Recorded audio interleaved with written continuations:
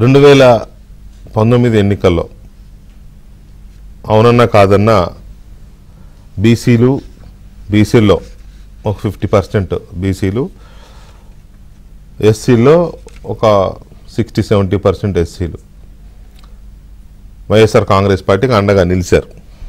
కారణాలు ఏవైనా కావచ్చు, ఆయన ఒక్క ఛాన్స్ అని అడిగినందుక, లేకపోతే రకరకాల హామీలు గుప్పించినందుక, లేకపోతే నా ఎస్సీలు నా బీసీలు అని గుండెలు బాదుకున్నందుక, కారణం ఏదైనా మొత్తం మీద అయితే తెలుగుదేశం పార్టీకి ఎప్పుడు గడిచిన 4 దశాబ్దాలుగా తెలుగుదేశం పార్టీని నమ్ముకుని అంటిపెట్టుకున్న బీసీలు 50% జగన్మోహన్ రెడ్డికి సపోర్ట్ చేశారు. లీడర్లు వెళ్ళారు, జనం ఓట్లు వేశారు. ఎస్సీలు ఎలాగూ ఆంధ్రప్రదేశ్లో కాస్త మతపరమైన ఇది కొంచెం ఎక్కువ ఉంటుంది కాబట్టి వాళ్ళు ఎలాగూ జగన్మోహన్ రెడ్డిని ఓన్ చేసుకున్నారు. చూసాం 2019లో మనం. కానీ గడిచిన కొన్ని నెలలుగా చూస్తే బీసీలు జగన్మోహన్ రెడ్డి గారికి దూరం జరిగారు ఆల్రెడీ.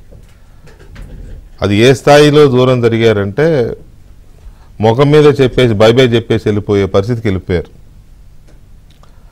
సొంత పార్టీ ఎమ్మెల్యేలు ఎంపీలు కూడా వెళ్ళిపోతున్నారు. ఎందుకు అని అంటే అక్కడ మరి సరైన గౌరవం దక్కలేదా, లేకపోతే గుర్తింపు ఇవ్వటం లేదా, లేకపోతే బీసీలకు అన్యాయం జరుగుతుందన్నమాట వాస్తవం. పథకాల విషయంలో కానీ బీసీలు, మైనారిటీలు, ఎస్సీలు, ఎస్టీలు ఈ వర్గాలకు అక్కడ చాలా అన్యాయం జరుగుతోంది. ప్రత్యేకించి వాళ్ళకు వచ్చే స్కీమ్స్ విషయంలో కానీ, వాళ్ళ లిఫ్ట్మెంట్ కానీ, లేకపోతే రకరకాల సాధికారతని కలిగించే విషయంలో కానీ ఎంతసేపు ఏదో ఓడిచ్చాం ఈ బడిచ్చాం ఇది తప్ప వేరే ఏం లేదు. వాళ్ళకు ఉపాధి లేదు, ఉద్యోగాలు లేవు, వాళ్ళకి ఉండాల్సిన సెపరేట్ కార్పొరేషన్లు లేవు, ఆ కార్పొరేషన్లు నా నిధులు లేవు. ఒక రకంగా చెప్పాలంటే మొత్తం ఆ బీసీ వెల్ఫేర్ అనేది, సోషల్ వెల్ఫేర్, ఎస్సీ వెల్ఫేర్ అనేది, ఎస్టీ వెల్ఫేర్ అనేది, సోషల్ వెల్ఫేర్ అయితే పూర్తిగా అడుగంటిపోయింది. మైనార్టీ వెల్ఫేర్ అయితే అసలు కనపడదు మనకి. ఫర్ నేమ్సే కార్పొరేషన్స్ ఉన్నాయి. ఆ కార్పొరేషన్లో పనిచేసే ఆ చైర్మన్గా వాళ్ళకి కనీసం అక్కడ ఫెసిలిటీస్ కూడా ఉండవు, జీతభత్యాలు కూడా ఇవ్వట్లేదంట. సో ఈ సిచ్యువేషన్స్లో మొత్తం దూరం అయిపోతున్నారు. ఆయన కూడా మెల్లగా కొంత పై కులాలను నమ్ముకుంటున్నట్టున్నాడు జగన్మోహన్ రెడ్డి గారు. అందుకే ఎమ్మెల్యేలు, ఎంపీలు చాలామంది పార్టీని వీడుతున్నారు, ఓపెన్గానే రిజైన్ చేస్తున్నారు. ఈ మధ్యకాలంలోనే మనం చూసాం ఎమ్మెల్యేలు, ఎమ్మెల్సీలు వరుసగా పెట్టి ఆయన ఏదో నియోజకవర్గాలు మారుస్తానంటే మార్చడం మాకు అవసరం లేదు, మేము వెళ్ళిపోతున్నాం అని చెప్పి వెళ్ళిపోయారు. ఉదాహరణకి పార్థసారథి ఎమ్మెల్యే, ఇప్పుడు లేటెస్ట్ ఎగ్జాంపుల్ పార్థసారథి గారు, పెనమలూరు ఎమ్మెల్యే. వాళ్ళ ఫాదర్ టీడీపీలో ఎంపీగా చేశారు, తర్వాత కాంగ్రెస్లో చేశారు. ఈయన కాంగ్రెస్ మొదటి నుంచి, తర్వాత వైసీపీ. ఇవాల్టి సడన్ డెవలప్మెంట్ ఏంటంటే ఏదో పెద్ద బాహుబలిని తీసుకొస్తున్నాం మేము అన్నట్టుగా అడావుడు చేసి విజయవాడ ఎంపీ కేశినేని నానిని వాళ్ళు తీసుకెళ్లారు. కేశినేని నానిని తీసుకొస్తే మనకి పెద్ద చంద్రబాబుకి పెద్ద షాక్ ఇచ్చినట్టు అవుద్ది అనుకున్నారో మరి ఏంటో తెలియదు. అది ఎప్పటి నుంచో అనుకుంటున్నది వికెట్ పడిపోయే వికెట్ అని. దాదాపు 1 year నుంచి వాళ్ళ తమ్ముడు, కేశినేని నాని గారి తమ్ముడు ఓపెన్గానే తిరుగుతున్నాడు పార్లమెంట్ కాన్స్టిట్యున్సీలో. ఈసారి టికెట్ ఆయనకే అని చెప్పి కూడా చెప్తానే ఉన్నారు. అప్పటి నుంచి అది నడుస్తుంది ఈ వ్యవహారం. ఈయన ఉండడు, వెళ్ళిపోతాడు, లాస్ట్ మినిట్ దాకా ఉంటాడు, ఆఖరిలో వెళ్ళిపోతాడని. ఇవాళ ఏదో పెద్ద దాన్ని అడావుడిగా చేసి చూపించాలనుకున్నారు. కరెక్ట్గా ఆయన ఇంకా జాయిన్ అవుతాడు ఇంకో 10 నిమిషాలు అనగా కర్నూలు ఎంపీ బీసీ పద్మశాలి సామాజిక వర్గం డాక్టర్ సంజీవ్ కుమార్ రిజైన్ చేశాడు వైసీపీకి. అంటే ఒక ఎంపీని తీసుకుంటే ఒక ఎంపీ వెళ్ళిపోయాడు. పైగా నువ్వు ఏ కమ్మ సామాజిక వర్గం మీదనైతే విమర్శలు చేసి తిట్టిపోసి ఆడిపోసి ఏదో శత్రువులాగా చిత్రీకరించే ప్రయత్నం చేసి ఆ కమ్మ సామాజిక వర్గం నుంచి కేశినేని నానిని తీసుకొచ్చి పెట్టుకుంటే ఒక బీసీ సామాజిక వర్గానికి చెందిన ఎంపీ వెళ్ళిపోయాడు. ఇంకొక 5 ఎంపీలు అక్కడ రెడీ ఉన్నారు వెళ్ళిపోవడానికి. ఈ మధ్యకాలంలో ఒకే ఒక ఇన్కమింగ్ ఏదైనా ఉందంటే అది కేశినేని నాని. మొత్తం అవుట్ గోయింగే. అవుట్ గోయింగ్ ఎందుకు వెళ్తున్నారు ఏంటి కారణాలు ఏమైనా వెళ్తున్నారా లేదనేదే ఇంపార్టెంట్. చెరువులో నీళ్ళు ఖాళీ అవుతున్నాయి, ఎందుకు ఖాళీ అవుతున్నాయి? కన్నం పడిందా, బొంగ పడిందా, లేకపోతే గండి పడిందా, అనవసరం. ఖాళీ అవుతున్నాయా లేదా, సింపుల్.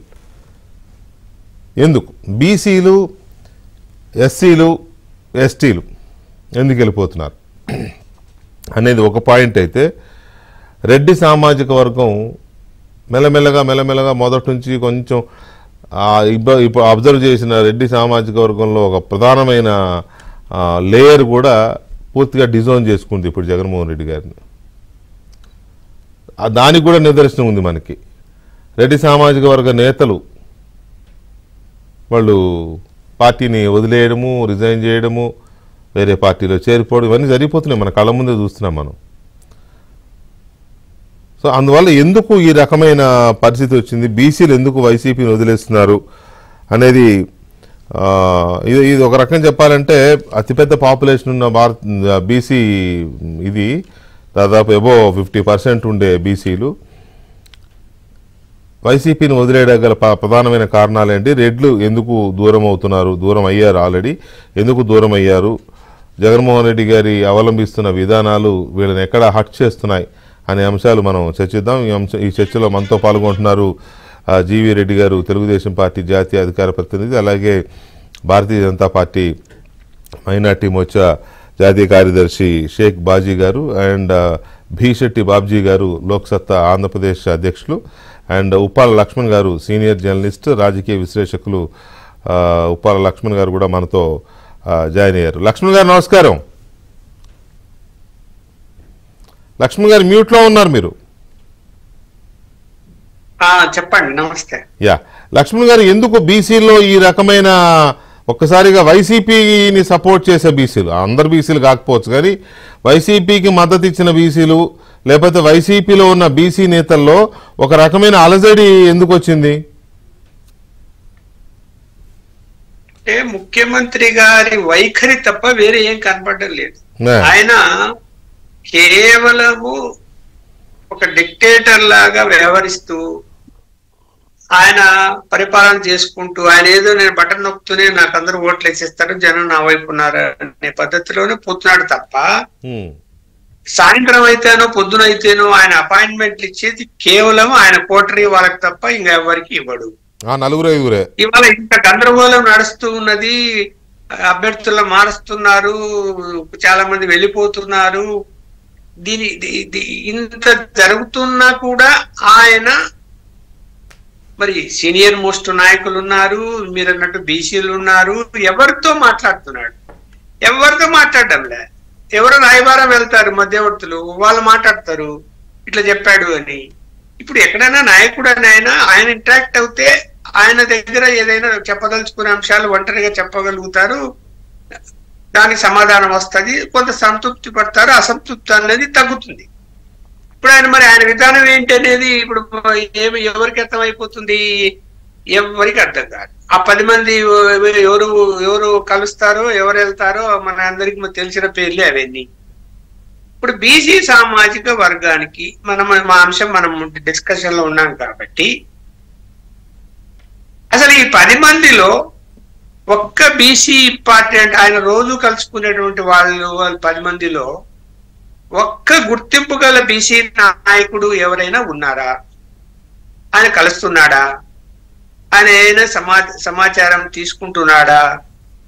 లేదు. రాష్ట్రంలో మీరే చెప్పాను కదా, కర్నూలు ఆయన డాక్టర్ పార్టీలో చేరాడు, గెలిచి ఆయన ఇవాళ అసలు ఆయనతో ఎలాంటి చర్చలు జరపకుండా ఆయన ఇన్ఛార్జ్ నుంచి పీకేసి రేపు ఎంపీ టికెట్ కూడా ఇవ్వము అనేటువంటి పరిస్థితులు తీసుకొచ్చి, పోనీ ఏం తప్పులు చేశారో పిలిపించి మాట్లాడి, తప్పు చేస్తుంటే సర్దుకోమని చెప్పచ్చు.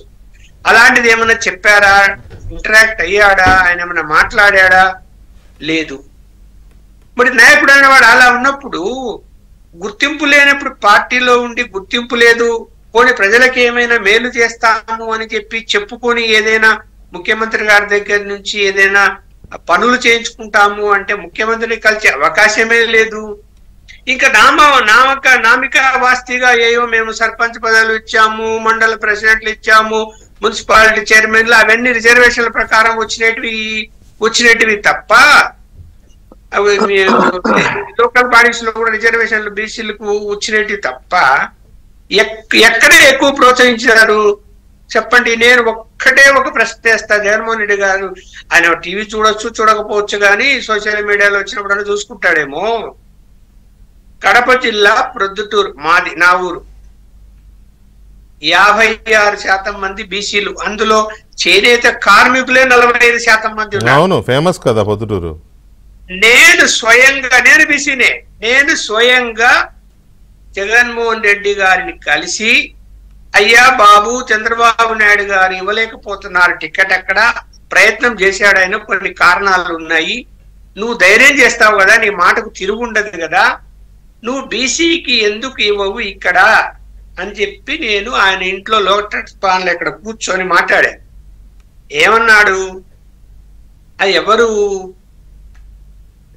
అంత డబ్బు ఖర్చు పెట్టుకోగలుగుతారా, ధైర్యంగా నిలబడతారా, ఎవరున్నారు అని చెప్పి ఎదురు ప్రశ్న వేశాడు తప్ప, పోనీ దాన్ని పరిశీలన చేస్తాము, అవును కరెక్టే అంతమంది ఓటర్లు ఉన్నారు అనే మాట అన్నాడు, అనలేదు. రెడ్డి సామాజిక వర్గానికే 2 సార్లు ఇచ్చాడు.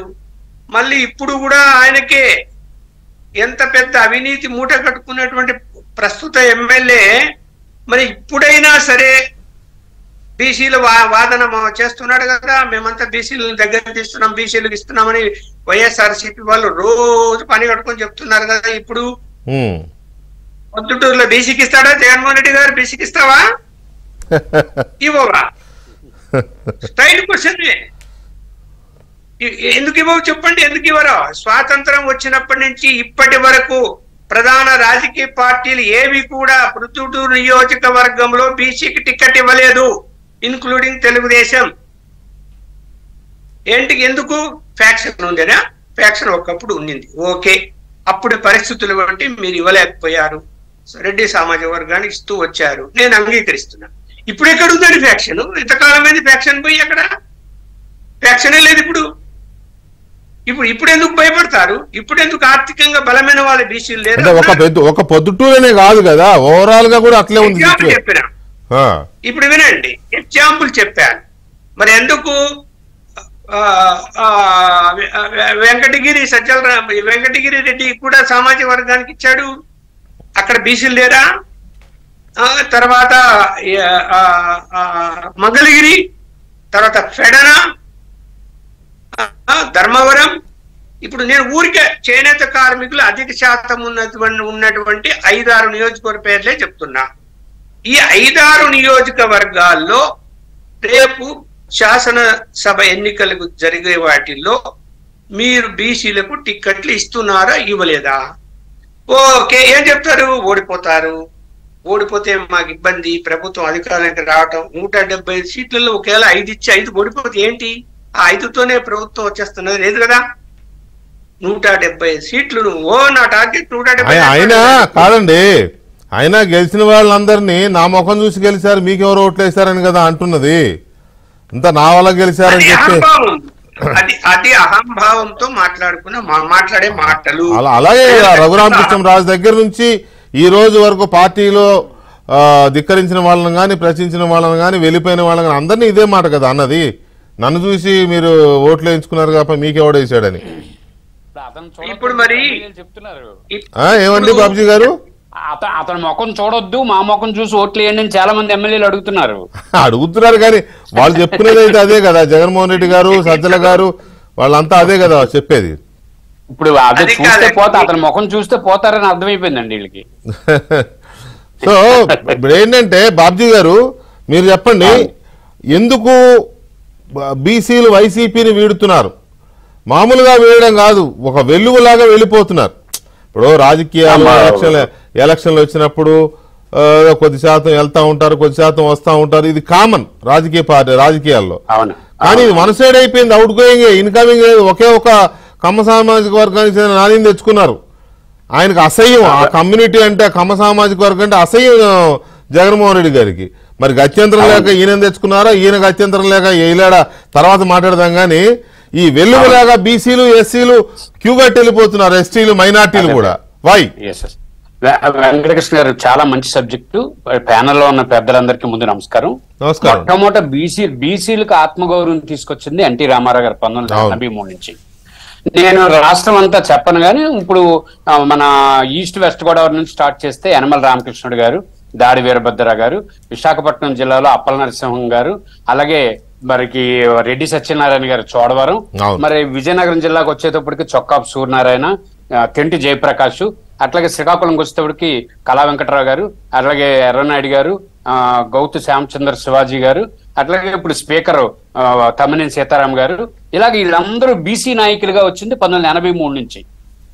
ఈ ఉత్తరాంధ్రలో బీసీ నాయకులందరూ కలిపి పెద్ద ఎత్తున పెద్ద స్థాయిలోకి వచ్చి ఈ నాయకత్వాలు తీసుకున్న తర్వాత వీళ్ళ మీదను కూడా బీసీ నాయకులే మంత్రులుగా ఉండేవారు, వీళ్ళ అవసరాలు తీర్చేవాళ్ళు బీసీ నాయకులు ఉండేవారు, వాళ్ళకి ఆ కష్టం తెలిసేది. కానీ ఇక్కడ దురదృష్టం, జగన్మోహన్ రెడ్డి ప్రైవేట్ లిమిటెడ్ కంపెనీలో టికెట్లు ఇవ్వడం బీసీలకు ఇచ్చాడు, వీళ్ళకి మీదన అజమాయిషి రెడ్డిలు పెట్టాడు ఆయన. ఉదాహరణకి సాధికార బస్సు యాత్ర పెట్టాడు. ఆ బస్సు యాత్రకి ఎవరు మానిటరింగ్ చేశారండి? మా సత్యబాబు ఏమైనట్టు, మా ధర్మాన్ ఏమైనట్టు, మా అమర్ ఏమైనట్టు, వీళ్ళకి మీదని మొత్తం అంతా ఆర్గనైజ్ చేసి ఇప్పుడు చూడండి, మనం సర్కస్ లో అందరికి అన్ని పులులకి సింహాలకి పట్టుకొని తిరుగుతాడు ఒకడు.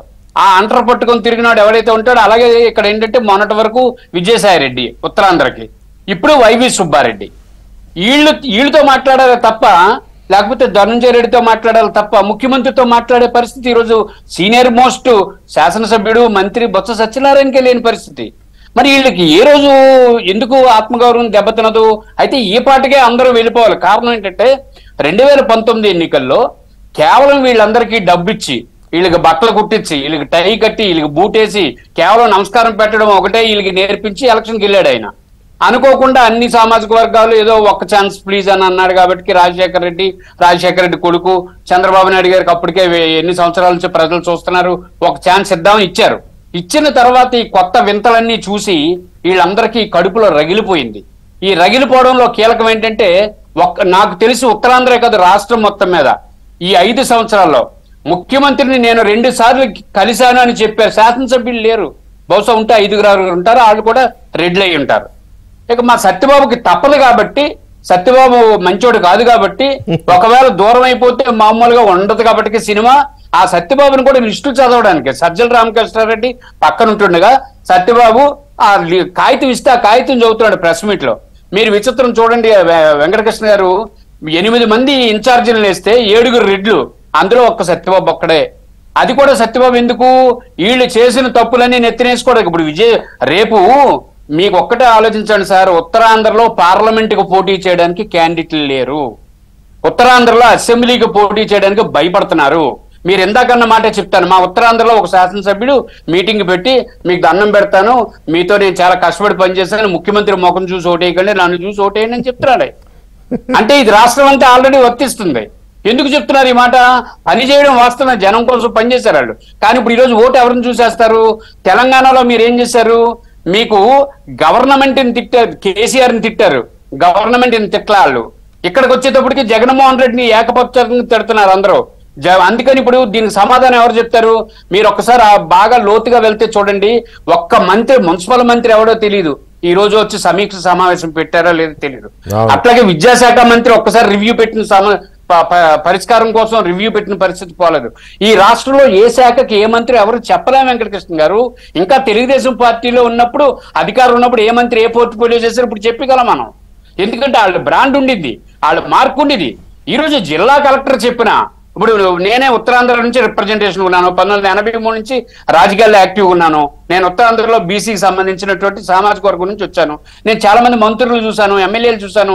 నేను ఎంతో మంది గొప్ప వ్యక్తులు, పతివాడ నారాయణస్వామి నాయుడు అని రాష్ట్రంలో హైయెస్ట్ పెద్ద నాయకుడు, ఆయన దగ్గర నేను పనిచేశాను. అటువంటి గొప్ప నాయకత్వాన్ని తెలుగుదేశం పార్టీ ఇచ్చింది.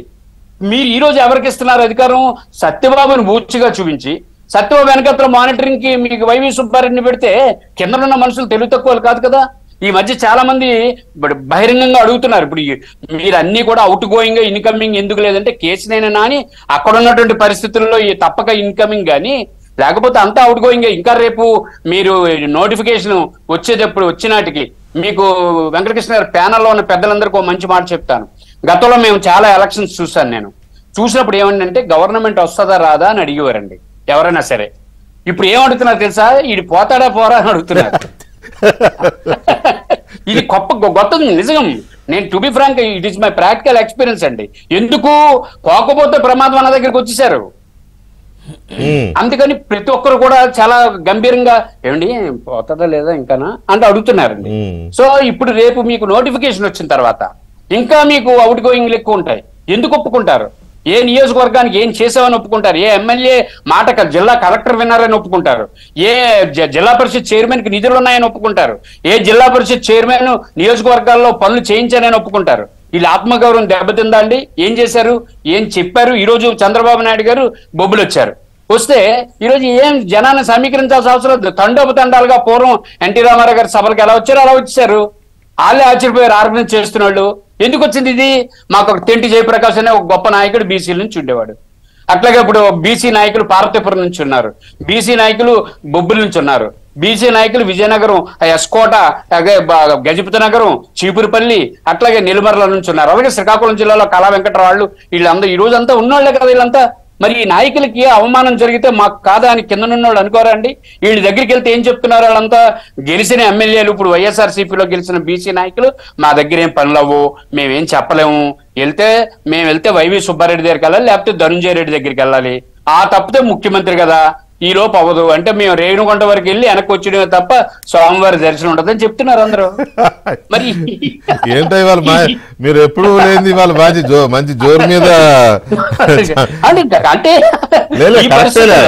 కరెక్టే మీరు అంటున్నదే అట్లాగే వినపడుతున్నాయి మాటలు. అలాంటి చర్చలు ఈ పరిస్థితిలో మన కళ్ళ ముందు చూస్తున్నాం సార్. జిల్లా పరిషత్ చైర్మన్ అంటే అంగు ఆర్భాటంతో అద్భుతంగా ఉండేవాడు.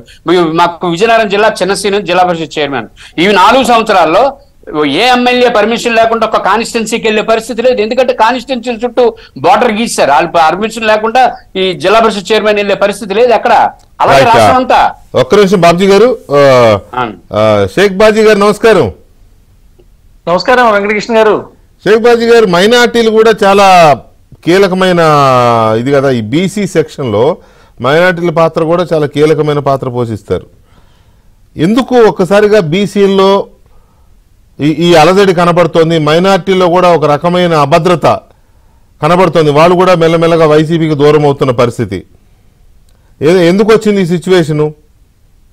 నమస్కారం వెంకటకృష్ణ గారు, అదేవిధంగా ప్యానల్ ఉన్నటువంటి పెద్దలందరికీ, చూస్తున్న వ్యూయర్స్ కూడా మీ ద్వారా నమస్కారం తెలియజేస్తున్నాను సార్. ఒకటి, ఈ ఆంధ్ర రాష్ట్రంలో 2019 ఎన్నికల్లో ఆంధ్రప్రదేశ్ మైనారిటీలు వైసీపీని ఆశీర్వదించారు. ఎందుకంటే నాటి ముఖ్యమంత్రి వైఎస్ రాజశేఖర రెడ్డి గారు ఇచ్చినటువంటి రిజర్వేషన్ కానివ్వండి, లేకపోతే ఫీజు రీఎంబర్స్మెంట్ కానివ్వండి, లేకపోతే ఆనాడు వచ్చినటువంటి ఉద్యోగాలు కానివ్వండి, దాని యొక్క ఫలితాలు నేను తండ్రి బాటలో నడుస్తాను, తండ్రి చేసినట్టుగా 2 అంగులు ఎక్కువ చేస్తానని చెప్పినటువంటి మాటలను నమ్మినటువంటి స్థితి. అది గాక ఏ ముఖ్యమంత్రి అయితే తను నమ్మించి ఖచ్చితంగా హామీలు ఇచ్చి ఆ హామీలను అమలుపరుస్తానని చెప్పని దొరికిన వాళ్ళందరి మీద ఓట్లేసేటువంటి కార్యక్రమం చేసి దానికి సాక్షి కింద రాజశేఖర రెడ్డి గారి యొక్క సతీమణిని సాక్షిగా పెట్టి నడిపించినటువంటి వైనం కానీ, రెండో బిడ్డ ఏదైతే అమ్మాయి షర్మిలా నడిపించినటువంటి పరిస్థితి కానీ, దీన్ని మైనార్టీ సోదరులు ఏం చేశారంటే చేపించుకున్నటువంటి మేలు ఏదైతే ఉందో దాన్ని కృతజ్ఞతాపూర్వంగా ఓట్లు ఇవ్వాలని చెప్పన్నారు.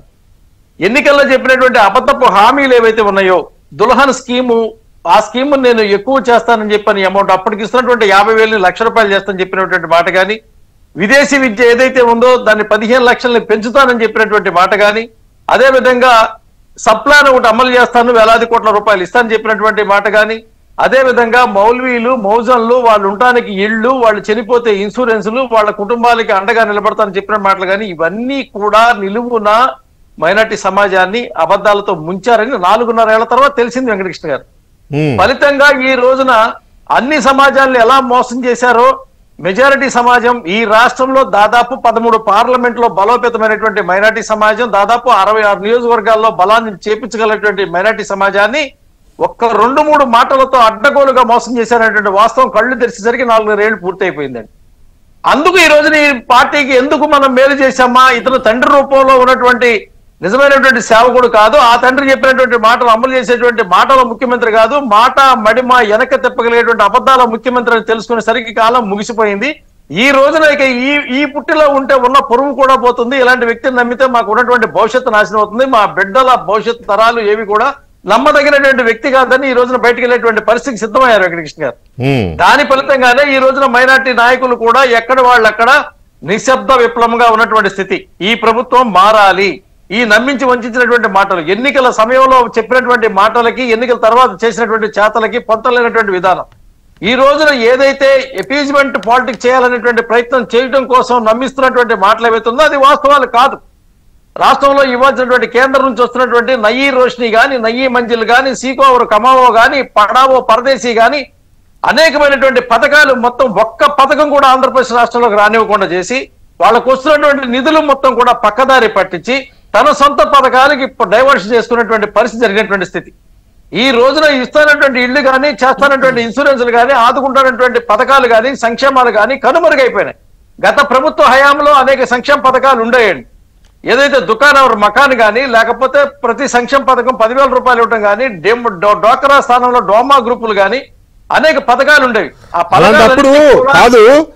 అలాంటప్పుడు జగన్మోహన్ రెడ్డి గారు చేయాల్సిన పని ఇది కాదు కదా. మీరు చెప్పిందంతా నిజంగానే, మీరు చెప్పినవన్నీ ఆరోపణలు చాలా సీరియస్ గా ఉన్నాయి. బీసీల్లో ఇలాంటి ఆరోపణలు ఉన్నాయి, మైనార్టీలో ఇలాంటి ఆరోపణలు ఉన్నాయి, ఎస్సీల్లో ఇలాంటి ఆరోపణలు ఉన్నాయి, ఎస్టీలో ఇలాంటి ఆరోపణలు ఉన్నాయి. ఇలాంటి ఆరోపణలు, ఇలాంటి అసంతృప్తి చాలా తీవ్రంగా ఉంది అనుకున్నప్పుడు జగన్మోహన్ రెడ్డి గారు చేయాల్సిన పని ఇంకొకటి. ఆయన ఆ పని చేయకుండా వేరే పని చేస్తున్నాడు. అదేంటి? అలాగే బాజీ గారు అండ్ వారు చెప్పిన మాటలన్నీ మనం తర్వాత విశ్లేషిస్తే రెడ్డి సామాజిక వర్గంలో విపరీతమైన వ్యతిరేకత వస్తుంది. ఇప్పుడు వెళ్తున్న లీడర్లు కూడా చాలామంది రెడ్డిస్ కూడా అవుట్ గోయింగ్, ఇన్కమింగ్ ఎవరు కనపట్ల. ఇప్పుడు విపక్షాల్లో ఉన్న రెడ్డిస్ ఎవరన్నా రావాలి లెక్క ప్రకారం, మరి అలా కూడా లేదు. పైగా ఈయన తీవ్రంగా అసహించుకునే, తీవ్రమైన వ్యతిరేకించే కమ్మ సామాజిక వర్గంలో ఉన్న బాహుబలి అనుకున్నాడు నాని గారిని తీసుకెళ్లారు, కేశినేని నాని గారిని. సో దీన్ని ఎలా చూస్తోంది మీ పార్టీ? గుడ్ ఈవినింగ్ వెంకటేష్ గారు. Good evening. చాలా మంది అనుకున్నట్టు జగన్మోహన్ రెడ్డి గారికి రెడ్డి సామాజిక వర్గం దూరం అవుతుండనేది అది నేను ఎప్పుడో 2 సంవత్సరాల క్రితం ఆయన రెడ్లకు మొల్ల కిరీటం పెట్టాడు జగన్మోహన్ రెడ్డి గారు అని చెప్పేసి 2.5 years బ్యాకే when I was in Congress అప్పుడే చెప్పాను నేను రెడ్లకు మొల్ల కిరీటం పెట్టాడని. ఎందుకు చెప్పానంటే తప్పు జగన్మోహన్ రెడ్డి గారిది ఇక్కడ కాదు, ఆయనది కాదు. ఆయన నమ్ముకొని వెళ్ళిన రెడ్డి సామాజిక వర్గాన్ని వాళ్ళది అనమాట. ఎందుకంటే రాజశేఖర రెడ్డి గారు వేరు, జగన్మోహన్ రెడ్డి గారు వేరు అని చెప్పేసి తులసిరెడ్డి గారు కావచ్చు, లేకపోతే రాష్ట్రంలో ఉన్న కొంతమంది కోట్ల సూర్యప్రకాష్ రెడ్డి గారు కావచ్చు, కొంతమంది రెడ్డి సామాజిక వర్గానికి చెందిన సీనియర్ నేతలు తలా నోరు కొట్టుకొని చెప్పారు. డిఎల్ రవీందర్ రెడ్డి గారు లాంటి వాళ్ళు కావచ్చు, లేకపోతే ఎప్పుడో 2012లో మరి శశిధర్ రెడ్డి గారు కావచ్చు, నిత్య నోరు కొట్టుకొని చెప్పినా కూడా ఎవరు వినలేదు. కేవలము దాన్ని ఏమంటారంటే అకారణమైన కోపంతో టీడీపీతోటి, అకారణమైన ద్వేషంతో చంద్రబాబు నాయుడు గారి మీద తెచ్చిపెట్టుకున్న కోపంతో అటు వెళ్ళాలి కాబట్టి ఇక్కడ కోపం తెచ్చిపెట్టుకోవాలని చెప్పేసి వెళ్ళారు, ఏదో ఆయన ఉద్ధరిస్తారని చెప్పేసి. వరకు సరే వెళ్ళారు, ఆర్థికంగా కావచ్చు అన్ని రకాలుగా జగన్మోహన్ రెడ్డి గారికి ఇంకా చెప్పాలంటే ఒక ముక్కలో చెప్పాలంటే ప్రాణాలు అడ్డుపెట్టి వెంకటకృష్ణ గారు ప్రాణాలు అడ్డుపెట్టి జగన్మోహన్ రెడ్డి గారిని ముఖ్యమంత్రి చేసుకున్నారు. అంటే ఎస్పెషల్లీ రెడ్డి సామాజిక వర్గం, మిగతా వాళ్ళు చేయలేదని నేను చెప్పను కానీ చాలామంది పాపం చేశారు వాళ్ళు కూడా. ఒకసారి అవకాశం ఇద్దామని చెప్పేసి ఇందా మీరు చెప్పినట్టు బీసీలు కూడా ఎప్పటి నుంచో టీడీపీతో ఉన్న వాళ్ళు కూడా ఒకసారి వీరికి అవకాశం ఇద్దాం, యువకుడు ఎన్టీ రామారావు గారు, చంద్రబాబు నాయుడు గారు ఎంతో చేశారు, ఇతను కొత్త వ్యక్తి అయితే ఇతను కూడా మళ్ళీ మన సామాజిక వర్గాన్ని అంటే బీసీలను కూడా ఇంకా కొంత నెక్స్ట్ లెవెల్కి తీసుకెళ్తారని చెప్పేసి వాళ్ళు కూడా కొంత నమ్మి కొంత టిల్ట్ అయినమాట. వాస్తవం క్రైస్తవుల గురించి తెలిసిందే. సో ముఖ్యంగా రెడ్డి సామాజిక వర్గం గురించి చర్చ వచ్చింది కాబట్టి చెప్తున్నాను. సో ప్రాణాలు పణంగా పెట్టి, ఆస్తులు తాకట్టు పెట్టి వారిని గెలిపించుకున్న తర్వాత పదవులు పక్కన పెట్టు, కనీసం వారితో ఒక కరాచలనానికి అంటే దాని ఏమంటారు షేక్ హ్యాండ్ ఇవ్వడానికి కూడా నోచుకునే వాళ్ళు ఇంతమంది. అందులో నాతో చెప్పుకున్న వాళ్ళు చాలా మంది, నాతో చెప్పుకున్న వాళ్ళు అంటే నా వయసు వాళ్ళు కావచ్చు, 0.001%. అది కూడా ఏంటంటే వాళ్ళకి దొరికిన అవకాశం కాదు, ఆయనకు అవసరం, జగన్మోహన్ రెడ్డి గారికి అవసరం. 0.001 కూడా నేను చెప్పిన తప్పు అసలు. ఎందుకంటే దొరికిన వాళ్ళది ఆయన దగ్గర పెట్టుకున్న నెంబర్స్ మన పేరు సహా చెప్పొచ్చు కాబట్టి ఇంకా పర్సంటేజ్లు అక్కర్లేదంటాను. సో ప్రాణంగా పెట్టి ఆస్తులు తాకట్టు పెట్టి గెలిపించుకుంటే కనీసం షేక్ హ్యాండ్ ఇవ్వడానికి కూడా దగ్గరికి రానివ్వలేదు. ఇది పెద్ద వాళ్ళు, ఇంకా చిన్న వాళ్ళని వదిలేసేసాయి. సోకాళ్ళు ఆ జిల్లాలో ఒక 40 సంవత్సరాల నుంచి ఏలిన వాళ్ళు, లేకపోతే మండలంలో లేకపోతే ఆ గ్రామాల్లో మేము పెద్ద రెడ్లము, మాకు తిరుగులేదు, మా ఇంటికి ముఖ్యమంత్రి వచ్చాడు, మా ఇంటికి మంత్రులు వచ్చారు, మా ఇంటికి ఎమ్మెల్యేలు వచ్చారు అని చెప్పుకున్న వాళ్ళకు కూడా ఈయన గెలిచిన తర్వాత దిక్కు దేశాలు లేకుండా పోయింది. పైపెచ్చు ఏంటి మీరు ఇట్లా కదా, మీ పార్టీనే కదా అధికారంలో ఉంది అని చెప్తే తలకాయ ఎక్కడ పెట్టుకునే పరిస్థితి కూడా అర్థం కాని పరిస్థితి. అంటే ముందు చాలా చెప్పి ఉంటారు కదా, వచ్చేది మన ప్రభుత్వమే, ఇక మనం తిరుగులేదు, మనం చెప్తే అయిపోతుంది, రా నీకెందుకు నేను కలవటంగా నిన్ను కూడా చేసిపోయి కల్పిస్తారా?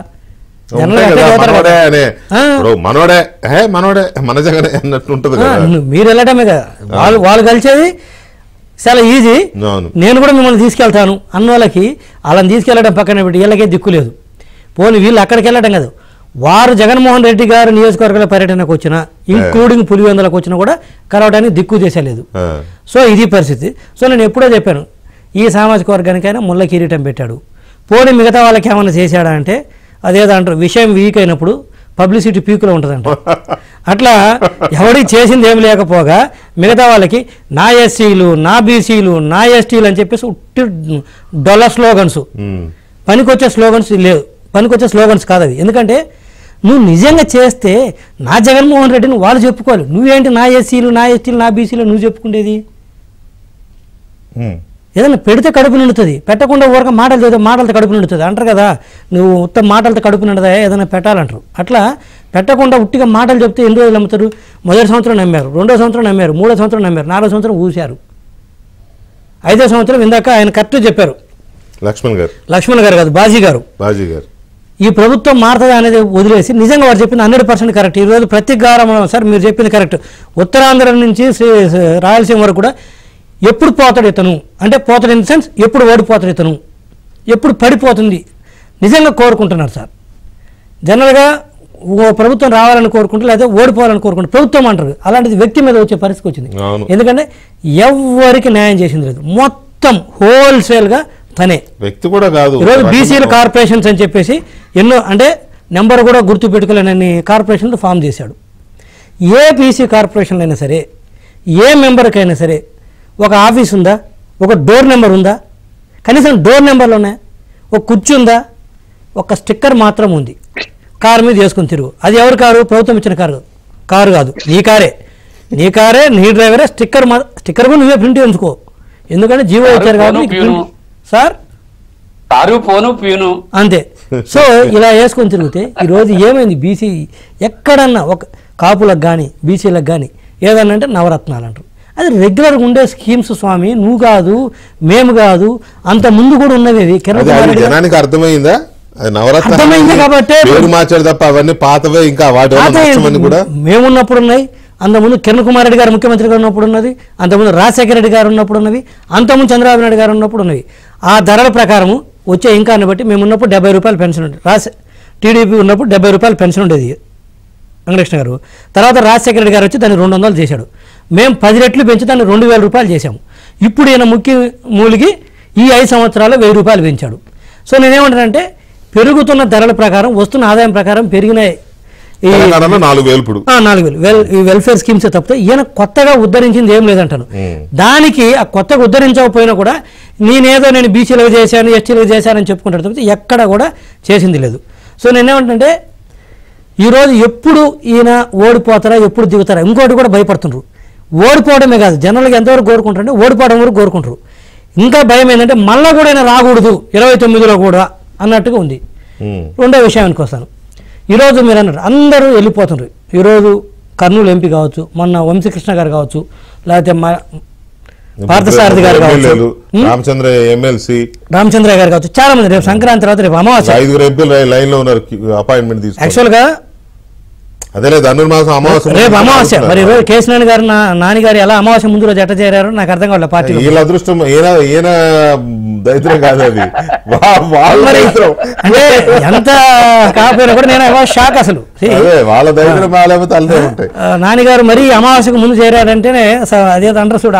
5 ఎంపీలు పండగ తర్వాత కలుస్తారంట కదా మీ సార్. చాలా దండిగా ఉన్నారు పండగ తర్వాత. సో నేను ఏమన్నా అంటే సరే ఇది. సో ఏంటంటే నీ జనరల్గా ఏంటంటే బాజీ గారు ఒక సీట్లు ఇవ్వని వాళ్ళు బయటకు వస్తారు. ఎప్పుడో తెలుసునా ఒకటేంటంటే అసలు ఈ పార్టీ అధికారంలోకి మళ్ళీ రాదనుకున్నప్పుడు బయటకు వస్తారు. అధికారంలోకి వస్తుందన్న ఏమాత్రం 5% హోప్స్ ఉన్నా కూడా సీట్ రాకపోతే రాపోయింది, అట్లీస్ట్ అధికారంలో ఉండే పార్టీతోటన్నా మనం ఉందామని చెప్పేసి ఆలోచిస్తారు. ఈ రోజు ఏ ఒక్కరు కూడా నీకు సీట్లు రాకపోయినా కూడా ఇస్తామన్నా కూడా కొన్ని చోట్ల బయటకు వచ్చేస్తున్నారంటే అటు జనసేనకో ఇటు టీడీపీకి వచ్చేస్తుంటే దాని అర్థం ఏంటి? వాళ్ళు ఏమంటారంటే మేము సీట్ ఇవ్వట్లేదు కాబట్టి వెళ్ళిపోతున్నట్టు. సీట్ ఇవ్వనందుకు వెళ్ళట్లేదు స్వామి, మీకు అర్థం చేసుకోండి. మీ పార్టీ మళ్ళీ అధికారంలోకి రాదు కాబట్టి వాళ్ళు పసిగట్టారు కాబట్టి బయటకు వస్తున్నారు. అధికారంలోకి వచ్చే అవకాశం ఏమాత్రం ఉన్నా కూడా బయటకు రారు. అధికారంలోకి రాని పార్టీలోకి వచ్చి ఏం చేస్తారు? రేపు ఎమ్మెల్యే గెలిచిన కూడా ఏం చేస్తారు? ఈరోజు చూస్తున్నాం కదా, టీడీపీలో గెలిచారు, ఏమన్నా ఒక పనులు అవుతున్నాయి, ఎవరికైనా పనులు చేస్తున్నారు జగన్మోహన్ రెడ్డి గారు. సో అలాంటప్పుడు ఈ పరిస్థితులు చూసిన తర్వాత అంటే ప్రతిపక్ష పార్టీలో ఉండే ఎంపీలను కూడా తీసుకుపోయి కొడుతున్న పరిస్థితుల్లో రేపు మా పార్టీ గెలవదనుకుంటే నువ్వు సీట్ ఇవ్వకపోయినా కూడా ఇక్కడ వచ్చి గెలిచినా కూడా ఏం చేయాలి? మళ్ళీ నీ చేతుల్లో తన్నులు తినాలా? మరి అలా తెలిసినా కూడా ఈరోజు వస్తున్నారంటే నీ వైసీపీ పార్టీ కనుచూపు మేరకు కూడా గెలిచే అవకాశం లేదు. రోజు టీడీపీ జనసేన కూటమి 100% అధికారంలోకి రాబోతుందని తెలిసే ఈ రోజు టీడీపీలో సీటు ఇస్తామని చెప్పినా ఇవ్వమని చెప్పినా లేదా రేపు అధికారం వచ్చిన వాళ్ళకి ఎటువంటి హామీ లేకపోయినా కూడా ముఖ్యంగా సి రామచంద్రయ్య లాంటి వాళ్ళు వచ్చారు కదా, వారికి ఎటువంటి హామీ లేదు కదా. రేపు ప్రభుత్వం వచ్చిన కూడా ముఖ్య హామీ లేదంటే వారు కూడా అడగలేదు వాస్తవంగా నాకు ఇది కావాలని చెప్పేసి స్వచ్ఛందంగా వచ్చారు కదా. ఎందుకు వచ్చారు మరి? సో దీన్ని బట్టి అర్థమవుతుంది నేను ఎత్తిపోయిన పార్టీ. అసలు ఎత్తిపోయిన పార్టీ ఈరోజు వీళ్ళు అంటే ఎన్నికల టైంలో వీళ్ళు గమనించారు, ఎన్నికల దాకా ఉండి వస్తున్నారు. నేను ఎప్పటి నుంచో చెప్తాను, ఎప్పుడో మన ముఖ్యమంత్రి జగన్మోహన్ రెడ్డి గారు కాడు వదిలేశారు. వారు పార్టీ విషయంలో కాడు వదిలేశారు, రాష్ట్రం పరిపాలన విషయంలో కాడు వదిలేశారు. అయితే ఏ విషయంలో మరి ఈ 2 విషయాలు వదిలేసి ఏ విషయంలో ఉన్నారంటే లెక్క సంపాదించుకోవడంలో. ఆ లెక్క సంపాదించుకోవడం కోసం ఒక విజయసాయి రెడ్డి గారు, ఓ ధనుంజయ రెడ్డి గారు, ఓ సజ్జల రామకృష్ణారెడ్డి గారు, ఓ విజయసాయి రెడ్డి గారు, వీళ్ళని తప్పితే ఎవరు నమ్మలేదు. మళ్ళీ అనుకోవద్దు వాళ్ళు రెడ్డి సామాజిక వర్గం కాబట్టి వాళ్ళు నమ్మారు అనుకోవద్దు. హ్యాపెన్ టు బి జరిగింది అంతే. అంటే రెడ్డి సామాజిక వర్గం కాదు, అక్కడ ఉన్న 5-6 అయినా వాళ్ళని పెట్టుకుంటే నమ్మకంగా ఉంటారు. అంతే జరిగింది. నమ్మట్లేదు, హ్యాపెన్ టు బి అయ్యారు తప్పితే అది నేను ఎందుకంటే నమ్మడం లేదన్నమాట. ఆయనకు ఏమి లేదండి. జగన్మోహన్ రెడ్డి గారికి ఉన్నది ఈరోజు నేను చెప్తున్నా ఒక్క డబ్బు పిచ్చి తప్పితే, అంటే దీని అనొచ్చు ఇక మిగతా వాళ్ళు వైసీపీలు అంటే జగన్మోహన్ రెడ్డి గారు కులపిచ్చి లేదంటారు. కులపిచ్చి ఉన్నా కనీసం ఒక సామాజిక వర్గాన్ని బతుకుతుంది, కనీసం ఒకళ్ళన్నా బతుకుతారు. ఇప్పుడు ఎవడు బతకడు కదా తను తప్పితే. అందరు రాష్ట్ర సంపద అంతా తీసుకుపోయి ఒకరికి పెడితే ఏం బాగుంటుంది? కనీసం ఒక సామాజిక వర్గం బతుకున్నా కూడా హ్యాపీనే అంటాను ఒక రకంగా చెప్పాలంటే. కనీసం ఒకళ్ళన్నా ఒక సామాజిక వర్గం బతికినా ఒక 70 లక్షలు 80 లక్షలు బతుకుతారు. ఇది ఎవరికి లేదు కదా, అది హ్యాపీనా అంటాను. అంటే ఉండమని నేను చెప్పను, కానీ కనీసం ఇలాంటి పరిస్థితుల్లో ఒకళ్ళకున్నా మేలు అంటాను. దాన్ని మళ్ళీ మీరు అడ్వాంటేజ్ తీసుకొని చూసామని పిచ్చి లేదంటే పిచ్చి లేకపోతే ఇంకో పిచ్చి ఉంది, అదే డబ్బు పిచ్చి అదే ఇంకో పిచ్చి, అది భయంకరమైన డేంజర్ అది. రైట్. లక్ష్మణ్ గారు, ఇప్పుడు మొన్న ఎమ్మెల్యే కోట ఎమ్మెల్సీల్లో టీడీపీకి సరిపడినంత బలం లేకపోయినా కూడా ఒక ఎమ్మెల్సీ గెలిచారు. వైసీపీ ఎమ్మెల్యేలు 3 క్రాస్ ఓటింగ్తో. ఇప్పుడు ఇంకో పెద్ద చిక్కు వచ్చి పడింది. ఇప్పుడు రాజ్యసభకి టీడీపీ అభ్యర్థిని పెడితే ఈజీగా గెలిచే పరిస్థితి ఉందని టీడీపీ బలంగా నమ్ముతోంది. ఎందుకంటే అవతల వైపు నుంచి వైసీపీ ఎమ్మెల్యేల వైపు నుంచి క్లియర్ ఇండికేషన్ ఉంది. సో ఈ రకంగా నిజంగా అంటే మీరు చాలా సీనియర్, నాకంటే చాలా సీనియర్ మీరు, మనం ఎన్నో చూసాం. కానీ ఇంత పెద్ద ల్యాండ్స్లైడ్ విక్టరీతో అధికారంలోకి వచ్చిన పార్టీ తన టర్మ్ అయిపోయేసరికి ఇంత భయంకరమైన దయనీయమైన స్థితికి వెళ్తుందని అయితే కళ్ళలో కూడా ఎవడు అనుకుంటారు నాకు తెలిసి. సొంత ఎమ్మెల్యేలు కళ్ళ ముందే వాళ్ళ క్యాండిడేట్కి ఓటేయబోతున్నారని తెలుస్తుంటే దీన్ని ఎలా చూడాలి లక్ష్మణ్ గారు? అదే ఇప్పుడు 151 మంది శాసనసభ్యుల్లో ఈ 4 సంవత్సరాల 9 నెలల కాలంలో ఇంటెలిజెన్స్ వాళ్ళ సమాచారం మేరకే నేను చెప్తున్నా 82 మంది శాసనసభ్యులు ఆయన ముఖమే చూడలేదు. అంటే ఎంత దౌర్భాగ్యమైన పరిస్థితి ఇది. అంటే ఒక ముఖ్యమంత్రి ఆయన బాధ్యత ఏంటి, ఆయన ఏం చేస్తున్నాడు? ఏదో రివ్యూలు చేసాం, బటన్ నొక్కాము, అక్కడ తెరలు కట్టుకుని మీటింగ్లు పోయాము, వచ్చాము, ఇంట్లో కూర్చున్నాము. ఇంట్లో ఏం చేస్తున్నాడు? మనం ఏదో సరే రాజకీయ ఆరోపణలు నేను చేయదలుచుకో, ఇంట్లో ఏం చేస్తుంటాడు అని. ఎందుకు ఇంట్రాక్షన్ లేదు? ఓకే, శాసనసభ్యులు గురించి ఇవాళ ఏం చెప్తున్నావు? అవినీతి ఉందేనో, జనం అసంతృప్తిగా ఉన్నారనో, మీరు జనాన్ని పట్టించుకోలేదనో, ఇట్లాంటి బయటికి ఆరోపణలు చెప్తున్నారు. చెబుతూ ఉన్నప్పుడు వాళ్ళు తప్పు చేస్తూ ఉంటే నీ నిఘా వర్గాలు, నీ పార్టీ నిఘా వర్గ వాళ్ళు మళ్ళా మీరేదో ఐపాక్లు ఏదో అందని పెట్టుకున్నారు. వాళ్ళు ముందుగానే హెచ్చరిస్తారు కదా, అదిగో పలానా ఆయన ఈ తప్పు చేస్తున్నాడు అంటే నువ్వు పిలిచి కూర్చోబెట్టుకొని ఎందుకు ఈ తప్పు చేసావు? ముఖ్యమంత్రిగా ప్రమాణ స్వీకారం చేసిన 18 రోజులకే ఒక శాసనసభ్యుడు ఒక దగ్గర డబ్బులు తీసుకుంటే పిలిపించి దండించి ఆ డబ్బులు వెనక్కిప్పించాడు. ఓబా మంచి పద్ధతిలో ఈయన ముందుకు వెళ్తాడేమో అని భావించాం మాలాంటి వాళ్ళందరం. మంచిదే, ఇలాంటి ఆలోచన చేస్తున్నాడు, మంచి నిర్ణయమే. మరి ఏమి తర్వాత మార్పు వచ్చిందో ఏం జరిగిందో ఎవరికి తెలియదు. కానీ ఒక శాసనసభ్యుడు వైఎస్ఆర్సిపి నాకు చాలా సన్నిహితంగా ఉంటాడు. 32 మంది శాసనసభ్యులు టార్గెట్ పెట్టుకొని జగన్మోహన్ రెడ్డి గారు ఎవరేం చేసుకుంటారు, మనల్ని ఏం చేసుకుంటాడని పర్ డే ₹1,00,00,000 సంపాదించుకుంటాడట. అంటే టార్గెట్ పెట్టుకొని రకరకాల మార్గాల ద్వారా సంపాదించాలని టార్గెట్ పెట్టుకొని సంపాదించుకుంటూ వెళ్తూ ఉంటే కూడా నీకు ఆయనకు సమాచారం లేదా? ఇవాళ ఎన్నికల దగ్గరకు వచ్చినాయి కాబట్టి ఇప్పుడు ఎవరో చెప్పారు అని చెప్పి నీ అవినీతి ఆరోపణలు ఉన్నాయంటే బాగా సంపాదించుకో, బాగా లాభపడు, ఏదైనా మాకు కూడా పార్టీకి అవసరాలు ఉంటే తీర్చు అని కాలం గడిపి ఇప్పుడు ప్రజాభిప్రాయం వ్యతిరేకంగా ఉందని, వ్యతిరేక ఓటు శాతం బాగా పెరిగిందని చెప్పేసరికి భయం పుట్టుకుందా? ఓడిపోతానని భయం పుట్టుకొని ఇప్పుడు అభ్యర్థులు మారిస్తే ఒక 40 మంది 50 మంది అభ్యర్థులు మారిస్తే తిరిగి మళ్ళీ మనం కనీసం 80-90 తెచ్చుకొని మళ్ళీ అధికారంలోకి రావాలా అనేటువంటి ఆలోచనలోకి వెళ్ళిపోతే అంటే జనములో ఇంకా చెవులో పూలు పెట్టాలనే ప్రయత్నమే జరుగుతున్నది. మరి అయితే ఏది ఏమైనా కూడా ఎలా ఉంటుంది? దౌర్జన్యకరమైన విధానాలకు పాటుపడే అవకాశాలు ఉన్నవేని నేనైతే భావిస్తున్నా. డబ్బు విపరీతంగా ఉంది. ఈ 2 ఎన్నికల్లో కూడా చాలా బాగా పనిచేస్తాయి. వాటిని మరి ఏ విధంగా విరుచుకోగలుగుతారు అంటే ప్రతిపక్ష పార్టీలు? మరి ఇందులో బీజేపీ పాత్ర ఏమిటి? దీన్ని బట్టి ఉంటుంది ఖచ్చితంగా. ఇప్పుడే తెలుగుదేశం వాళ్ళు చెప్పుకోవచ్చు, అయిపోయి అధికారికంగా 90 రోజులు మేమే ఉంది టైము, ప్రభుత్వం అధికారంలోకి వస్తున్నాము, మేము అవి చేస్తామని చెప్తున్నారు. చెప్పుకోవచ్చు, రాజకీయ పార్టీలు తప్పది. వాళ్ళు కూడా మేము 175 మా టార్గెట్ వచ్చేస్తామని వాళ్ళు చెప్తున్నారు, చెప్పుకోవచ్చు. కానీ ప్రజల్లో వ్యతిరేకత ఉన్నటువంటి వాళ్ళు లోపల కసి ఉంటే నువ్వు డబ్బు పంచినా, నువ్వు దౌర్జన్యాలు చేస్తానా, తెల్లవారితే ఇదే పులివెందుల్లో దౌర్జన్యాలకు వ్యతిరేకంగా గట్టి పోలీస్ ఆఫీసర్ ఉమేష్ చంద్ర వచ్చి పులివెందుల టౌన్ లో నిలబడితే నేను కూడా ఆ రోజు విట్నెస్, వేల కొద్ది జనం బయటకు వచ్చి ఓట్లేశారు. 3000కు చుక్కు మెజారిటీ, కేవలం 3000 ఓడిపోయే పరిస్థితి వచ్చింది రాజశేఖర రెడ్డికి. అది గుర్తుపెట్టుకోవాలి జగన్మోహన్ రెడ్డి గారు.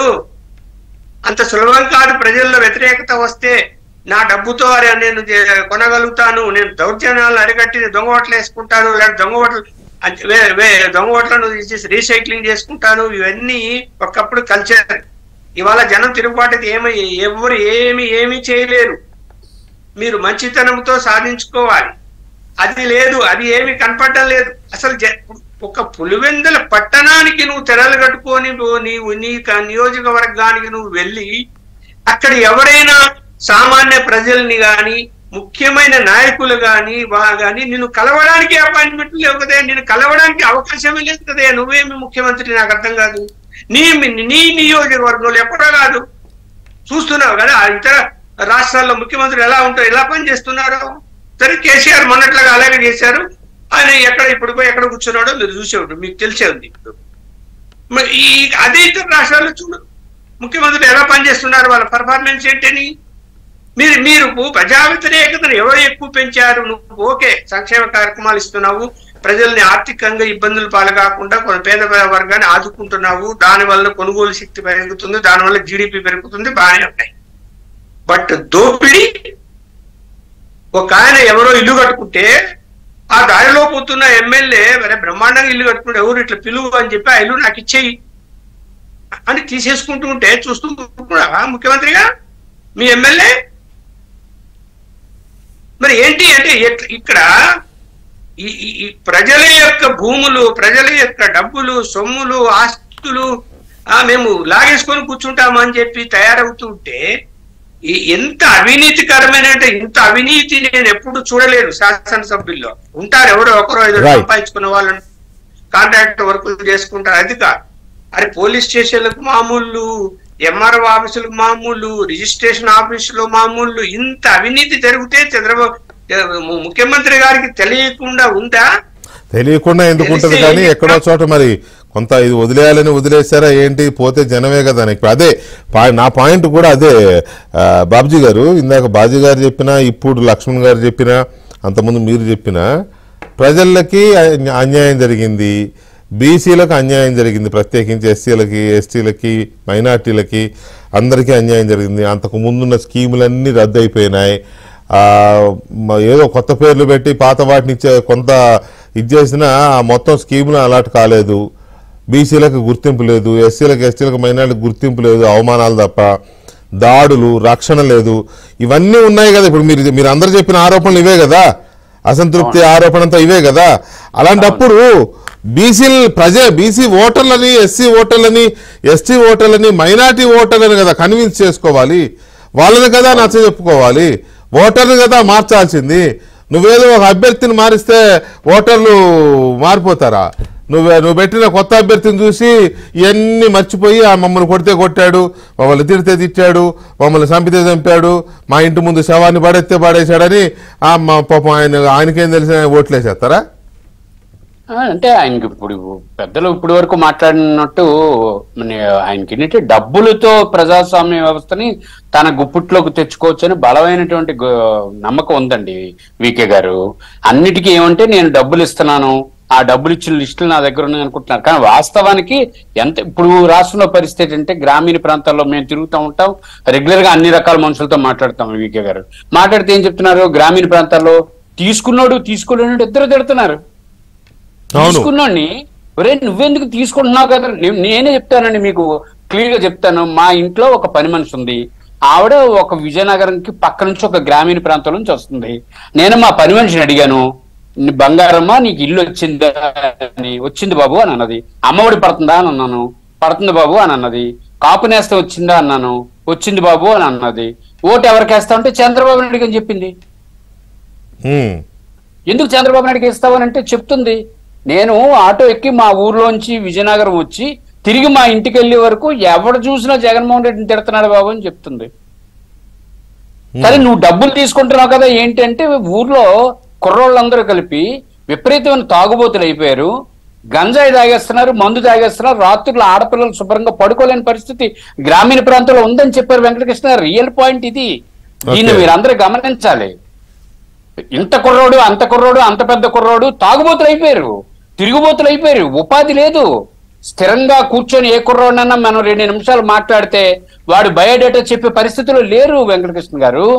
ఎప్పుడైతే ఏదైతే గొప్ప సమాజాన్ని మనం నిర్మిస్తున్నాం అనుకుంటున్నామో ఆ సమాజాన్ని కూకట వేళ్ళతో పెక్కలించారు ఈ గంజాయి తోటి, ఈ దుర్మార్గపు మందుతోటి. రేపు మీరు చూడండి 174 కోట్ల రూపాయలు ఒక విజయనగరం జిల్లాలోనే తాగేశారు. మరి మీరు ఒక 174 కోట్ల రూపాయలు తగ్గిస్తే రేపు సంక్రాంతికి ఎన్ని వేల కోట్ల రూపాయల మందు అమ్ముతారు? ఇది కాకుండా కొనుక్కునే పరిస్థితి లేక 20 రూపాయలకి గంజాయి కొనుక్కొని ఆడు తాగుతున్నాడు, తాగినట్టుంటాడండి. ఇక్కడ 2 వెర్షన్స్ వికే గారు. మందు తాగినోడు ఎక్కువ తాగితే పూటిగా తాగి తప్పన పడిపోతాడు, కానీ గంజాయి తాగినోడు గోడ కొట్టిన బంతిలా తిరిగి లెగుస్తాడు.